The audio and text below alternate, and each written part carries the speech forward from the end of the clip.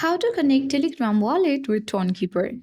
Hi everyone, this is Rose from Create, Login and Delete, and without any further ado, let's dive right into the video. First of all, launch the Telegram app on your device. Ensure to log in and sign in to the particular account. Tap on the search icon at top right corner of the screen and type for Notcoin.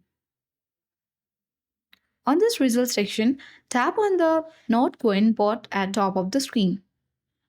Now you will reach on the section where you need to click on the restart button. Now tap open app at bottom left corner of the screen.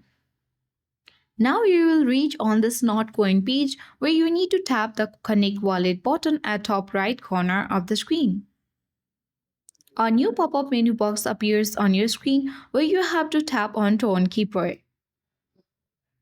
Now here are the two steps where you can install Tonkeeper and log into your wallet, or you can sign in with Tonkeeper. Once you are on the Tonkeeper application, you can simply connect your Telegram wallet and enter the password. After a while, your Telegram wallet will be connected with Tonkeeper. So that's all for today. Hope this video helped you. If you are new to our channel, hit the like button and subscribe for more tech and tips videos. Thank you for watching and see you in the next video.